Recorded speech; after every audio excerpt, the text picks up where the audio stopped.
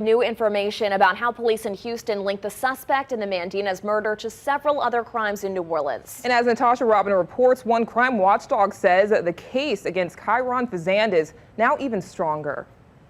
He's been linked to and identified and arrested for the Mandina shooting. He fled to Houston. 22-year-old Kyron Fazan remains locked up in Houston, accused of killing 23-year-old Hilbert Walker III and injuring a tourist in front of Mandina's restaurant. But now ballistics link him to other crimes. He was linked to a homicide in Houston. Police there say Fazan shot and killed a 15-year-old in the parking lot of an apartment complex where he and his girlfriend were staying.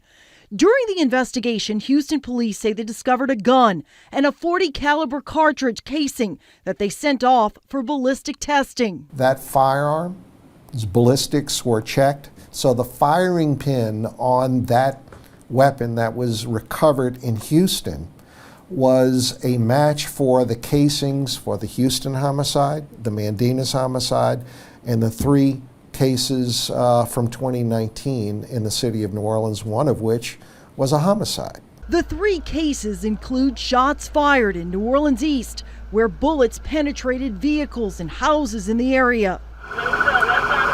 10 days later, ballistics from the same gun were a match to a mass shooting that unfolded on City Park Avenue and Canal Street. 17-year-old Cornelius Smith died and 5 others were shot. It rocks you, it does, but we respond. And unfortunately, we cannot control the actions of others. In August of 2020, police say ballistics matched an aggravated assault on North Robertson. The NOPD says a victim crashed into a building when he told police someone fired multiple shots at him. His prior conviction as an adult involved a shootout in St. Bernard in which no one was injured.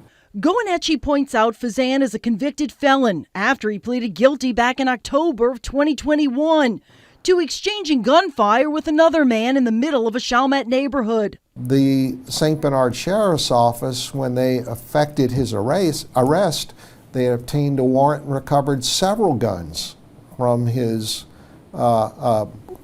residence. He says it's an indication of the violence surrounding Fazan's criminal history. This is one individual who appears to be immersed in the culture of shooting and killing people.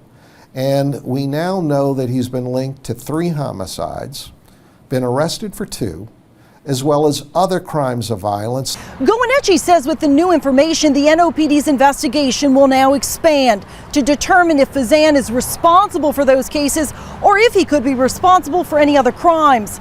At NOPD headquarters, Natasha Robin, Fox 8, Local First.